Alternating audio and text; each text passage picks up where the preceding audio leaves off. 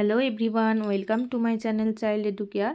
তো দেখো আজকে আমি ক্লাস 5-এর উইংস পড়াবো। তো আগের দিন আমি রিভিশন লেসন শুরু করেছিলাম এবং সেখান থেকে অ্যাক্টিভিটি 4 পর্যন্ত করিয়েছিলাম।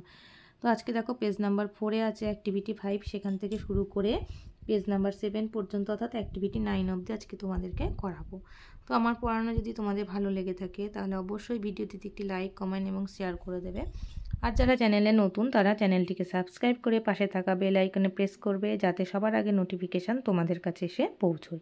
তো চলো আজকে শুরু করি।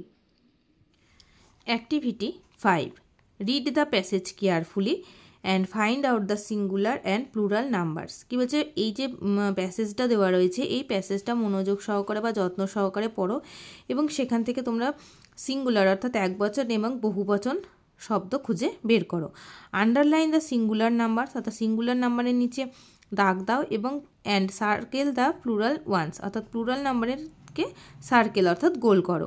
তাহলে তোমরা জানো যে সিঙ্গুলার নাম্বার এবং প্লুরাল নাম্বার এগুলি কোনগুলো, যেখানে একটা একটা জিনিস বোঝালে সেটা হবে কি সিঙ্গুলার নাম্বার, যাকে বাংলায় বলা হয় কি এক বচন। আর একের অধিক কিছুকে বোঝালে তাহলে সেটা হয় কি প্লুরাল নাম্বার বা বাংলায় যাকে বলা হয় কি বহুবচন। ইংরেজিতে আমরা সিঙ্গুলার নাম্বার আর প্লুরাল নাম্বার কি করে বুঝবো? কোনো ওয়ার্ডের শেষে যদি এস বা গোনা যায় এমন শব্দের শেষে যদি এস বা ইএস বা আইএস এরকম যদি কিছু যুক্ত থাকে তাহলে সেগুলো হয় সাধারণত প্লুরাল নাম্বার, তাই তো? তো দেখো পড়ি প্যাসেজটা দেখো। One day some boys were playing beside a lake. একদিন কিছু ছেলে একটি লেকের ধারে খেলছিল। তাহলে দেখো এখানে কিছু ছেলে, সাম বয়েজ বলেছে কিন্তু, তাই না? এখানে তাহলে বলতে চাইছে কি যে একের বেশি ছেলেকে বোঝাচ্ছে। তাহলে এই বয়েজটা হচ্ছে প্লুরাল নাম্বার, একজন নেই অনেকগুলো ছেলে রয়েছে, তাহলে সেই ছেলেটা হচ্ছে কি প্লুরাল। তাহলে এখানে আমরা সার্কেল করলাম। Were playing beside a lake, দেখো একটা লেকের ধারে খেলছিল, অনেকগুলো লেকের ধারে কিন্তু না, তাহলে একটা লেক বোঝাচ্ছে, এটা হচ্ছে কি সিঙ্গুলার নাম্বার। তাহলে আমরা এখানে নিচে দাগ দিলাম। They saw to their surprise an old man with 2 monkeys। তাহলে তারা দেখেছিল তাদেরকে দেখে অবাক হয়েছিল, কাকে দেখে? An old man with 2 monkeys, দুটো বানরের সাথে একটা মানুষকে দেখে তারা অবাক হয়েছিল। তাহলে এখানে দে দেখো তারা অর্থাৎ একের অধিক জনকে বোঝাচ্ছে, তাহলে দে হচ্ছে কি প্লুরাল নাম্বার। তাহলে এটাকে আমরা কি করলাম সার্কেল করলাম। টু দেয়ার, দেয়ার মানেও কিন্তু তাদের, ঠিক আছে? তাহলে এখানে এটা দেয়ারটাও হচ্ছে plural number. An old man, an old man মানে একজন বৃদ্ধ লোককে বোঝাচ্ছে, তাহলে এটা হচ্ছে কি সিঙ্গুলার নাম্বার। উইথ 2 monkeys, তাহলে মাঙ্কিস হচ্ছে কি দুটো মাঙ্কিকে অর্থাৎ একের বেশি বোঝাচ্ছে, তাহলে মাঙ্কিসটা হচ্ছে plural number. He had a stick and a sack in his hand, তার হাতে ছিল কি একটা লাঠি এবং একটা বস্তা। তাহলে দেখো এ স্টিক হচ্ছে কি সিঙ্গুলার নাম্বার অর্থাৎ একটা লাঠি, তাহলে স্টিকের নিচে আমরা দাগ দিলাম। আর অ্যান্ড এ স্যাক একটা বস্তা ছিল, তাহলে এই স্যাকও হচ্ছে কি সিঙ্গুলার নাম্বার। তাহলে এই হ্যান্ড আর স্যাকের তলায় আমরা দাগ দিলাম। The old man stood in front of a playground nearby, ওই লোকটি কি করেছিল কাছাকাছি একটা খেলার মাঠে দাঁড়িয়ে ছিল। তাহলে এখানে কী হবে, এই ম্যানটা হচ্ছে কি সিঙ্গুলার নাম্বার, ঠিক আছে? তারপরে দেখো বলছে many man and women of different ages gathered there, সেখানে কিছু পুরুষ এবং মহিলা বিভিন্ন বয়সের মানুষ তারা কি করেছিল এক জায়গায় জড়ো হয়েছিল। তাহলে এখানে মেনি মেন হচ্ছে কি প্লুরাল নাম্বার, অনেকগুলো পুরুষকে বোঝাচ্ছে, তাহলে সার্কেল করলাম এবং ওমেনকেও আমরা সার্কেল করলাম। ডিফারেন্ট এজেস হচ্ছে বিভিন্ন বয়সের লোককে, এটাও হচ্ছে কি প্লুরাল, তাহলে এখানেও হচ্ছে কি সার্কেল হবে। দেন দ্য ওল্ড ম্যানটা হচ্ছে singular number, started showing tricks with the মাঙ্কির সাথে বিভিন্ন কৌশলের খেলা সে দেখাতে শুরু করলো। A cow also enjoyed the funny show, একটা গরু সেই মজার শোটা দেখে খুব আনন্দ পাচ্ছিল। তাহলে এ কাউ হচ্ছে কি সিঙ্গুলার, তাহলে এখানে আমরা দাগ দিলাম।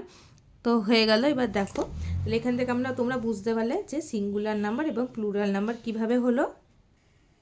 Next activity 6, change the singular numbers into plural numbers. কী বলছে, সিঙ্গুলার নাম্বার থেকে প্লুরাল নাম্বারে কনভার্ট করতে বলছে। তো বাঁদিকে দেখো লিখেছে ছাত্রছাত্রীদের শব্দগুলো সিঙ্গুলার থেকে প্লুরাল করার সময় মনে রাখবে শব্দের শেষে S, SS, CH, SH, O থাকলে ইএস যোগ করবে। আর শব্দের শেষে ওয়াই এবং তার আগে কনসোনেন্ট সাউন্ড বা ভাওয়েল সাউন্ড কি আছে খেয়াল করবে। এফ অথবা এফই শব্দের শেষে থাকলে ভিইএস যোগ করবে। কী বলছে দেখো, শব্দের শেষে S, S S, CH, SH, O থাকলে সেই শব্দকে প্লুরাল নাম্বারে পরিণত করতে গেলে তার সাথে শেষে কী করতে হবে, ইএস যুক্ত করতে হবে। তো দেখো এখানে রাইনোটা দেখো লাস্টে ও আছে, ঠিক আছে, তাহলে ও থাকলে কি বলেছে এখানে ইএস যুক্ত হবে। সেরকমই যদি কোনো শব্দের শেষে এসএইচ, সিএইচ, এসএস, এস থাকে তাহলে তার সাথে কী করতে হয়, ইএস যুক্ত করতে হবে। আর যদি তার আগে কনসোন্যান্ট সাউন্ড বা ভাওয়েল সাউন্ড কী আছে সেটা খেয়াল করবে, তাহলে সেক্ষেত্রে কী হবে, এফ বা এফই শব্দের শেষে তখন ভিইএস যুক্ত করতে হবে। তাহলে দেখো করে নিই, শার্ট আছে, শার্ট মানে হচ্ছে একটা জামা, শার্টকে প্লুরাল নাম্বারে করলে হবে কি শার্ট, SHIRT, সাধারণত এস যুক্ত করে হচ্ছে প্লুরাল করা হয়, কিন্তু এগুলো হচ্ছে একটা নিয়ম, ব্যতিক্রমের ক্ষেত্রে। Pencil, pencils, PENCILS, leafs, leafs হবে দেখো LEAVES, এ দেখো এখানে বলেছে দেখো এফই থাকলে পারে বা এফ বা এফই শব্দের শেষে কী করতে, ভিএস যুক্ত করতে। তাহলে লিপটা দেখো LEAF, লাস্টে কিন্তু এফ আছে, তাহলে এই এফ থাকলে তখন সেটা প্লুরাল করতে গেলে লাস্টে কী করতে হবে, এফের জায়গায় ভিএস যুক্ত করতে হবে।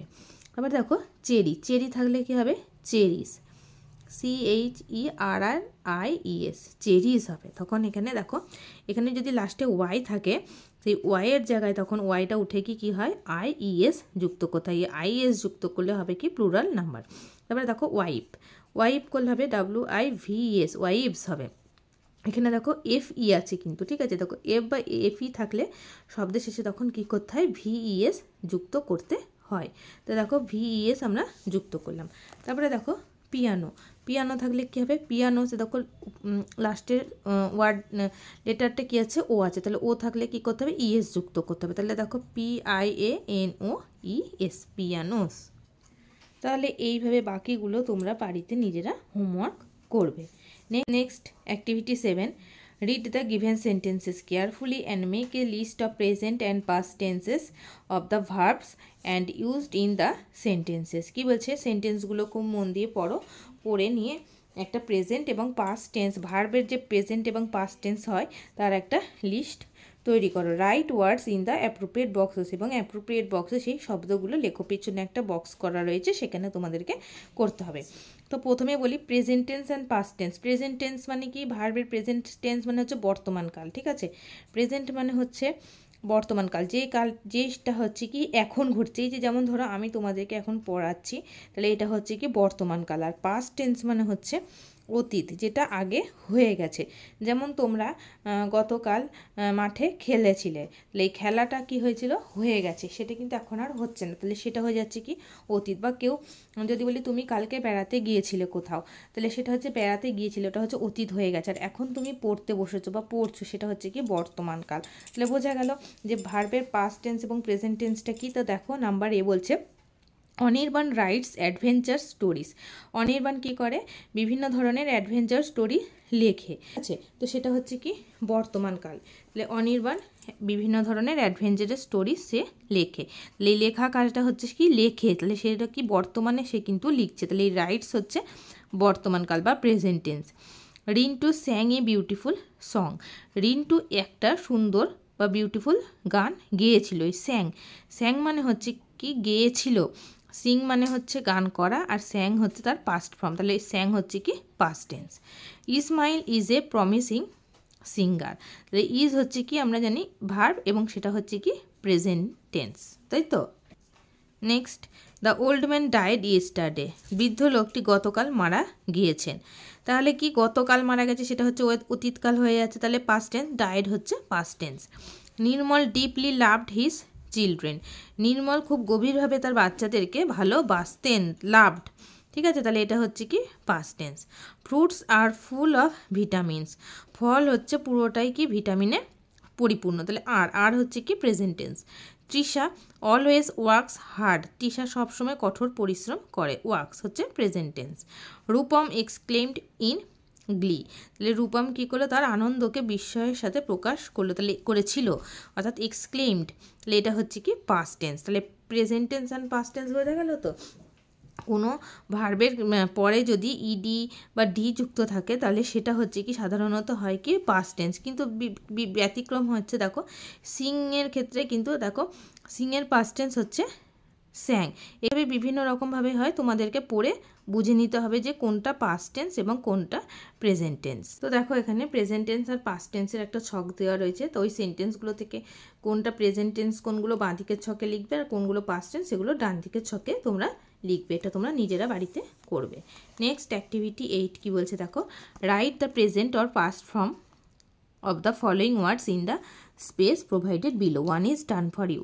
এখানে কিছু শব্দ দেওয়া রয়েছে বা ওয়ার্ড দেওয়া রয়েছে, সেগুলোর কী করতে হবে, পাস্ট টেন্স দেওয়া থাকলে প্রেজেন্ট টেন্স লিখতে হবে, আর প্রেজেন্ট ফর্মটা দেওয়া থাকলে তার পাস্ট ফর্মটা লিখতে হবে। তো দেখো প্রেজেন্ট আর পাস্ট, মার্কটা হচ্ছে প্রেজেন্ট আর মার্কের পাস্ট ফর্ম হচ্ছে মার্কড, তাহলে মার্কের সাথে ইডি যুক্ত হয়ে হয়েছে কি পাস্ট টেন্স। তারপরে দেখো হ্যাজ মানে কি আমরা জানি আছে বা কারোর কাছে কিছু থাকলে সেটাকে বোঝায় হ্যাজ, আর হ্যাজের পাস্ট টেন্স হচ্ছে কি হ্যাড অর্থাৎ ছিল। লিভড মানে বাস করতো পাস্ট টেন্স, আর লিভডের পাস্ট ফর্ম প্রেজেন্ট ফর্ম হবে কি বাস করে, তাহলে LIV, লিভ মানে আমরা জানি বাস করা, তাই না। লার্নের সাথে হবে, লার্নের পাস্ট ফর্ম হচ্ছে লার্নড, LEARNT, লার্নড। এবার দেখো কট হচ্ছে পাস্ট ফর্ম, কটের প্রেজেন্ট ফর্ম হচ্ছে কি ক্যাচ মানে হচ্ছে ধরার, কট মানে ধরেছিল। ফট, আন্ডারস্টুড, আন্ডারস্ট্যান্ড, ট্রাইড, TRIED, আর পুটের পাস্ট টেন্স হচ্ছে পুট, আর এই দুটো তোমরা নিজেরা করবে। তো দেখো এবার কি বলছে, a noun is a word used as a name of a person, place or thing. তাহলে নাউন হচ্ছে কি একটা শব্দ যেটা একজন ব্যক্তি, একটা জায়গা বা একটা বস্তুর নাম বোঝাতে ব্যবহার করা হয়। তাহলে নাউন হলো সেই শব্দ যেটি কোনো ব্যক্তি, স্থান বা বস্তুকে বোঝায়। এখানে থিং বলতে যে কোনো কিছু যা আমরা চিন্তা করতে পারি, তাহলে থিং বলতে কি বোঝাচ্ছে, যা আমরা চিন্তা করি। Proper noun is the name of some particular person or place. তাহলে প্রপার নাউন কি, প্রপার নাউন হচ্ছে কোনো একটা নির্দিষ্ট করে ব্যক্তি বা জায়গার নাম বোঝাতে, সেক্ষেত্রে প্রপার নাউন হয়। তো দেখো বলছে for example Mita, Akbar, Siraj, Peter, Kolkata, Mumbai, Delhi etcetera আর প্রপার নাউন্স। তাহলে কি মিতা মানে কি কোনো একটা নির্দিষ্ট মেয়েকে বোঝাচ্ছে, নাম ধরে বোঝাচ্ছে। আকবর কোনো একটা ছেলে বা ব্যক্তি বা মানে কোনো মানুষকে বোঝাচ্ছে। বা তারপরে হচ্ছে দেখো কলকাতা একটা নির্দিষ্ট জায়গাকে বোঝাচ্ছে। এক্ষেত্রে এগুলো কি প্রপার নাউন হিসেবে ব্যবহৃত হয়। A common noun is a name given in common to every person or thing of the same class or kind. তাহলে কমন নাউনটা কি, কমন নাউনটা বলছে কি প্রত্যেক ব্যক্তি বা বস্তু বা একই ধরনের একই শ্রেণীর তাকে সাধারণভাবে বোঝানোর জন্য কমন নাউন ব্যবহৃত হয়। কমনের অর্থ হলো কি সাধারণ, যা সকলকেই বোঝায়। ফর এক্সাম্পল কি গার্ল, বয়, রিভার, সিটি, কান্ট্রি এক্সেট্রা। তাহলে এইগুলো হচ্ছে কি কমন নাউন মানে বয় মানে কি, বয় মানে ছেলে, সে ছোট ছেলেও হতে পারে বড় ছেলেও হতে পারে। গার্ল ছোট মেয়েও হতে পারে বড় মেয়েও হতে পারে বা মাঝারি বয়সের মেয়েও হতে পারে, ঠিক আছে। সিটি, তা এগুলো হচ্ছে কি কমন নাউন। এইগুলো কি যে কমনের অর্থ হলো সকলকেই বোঝাচ্ছে। তারপর দেখো হচ্ছে a word that is used instead of a noun is called a pronoun.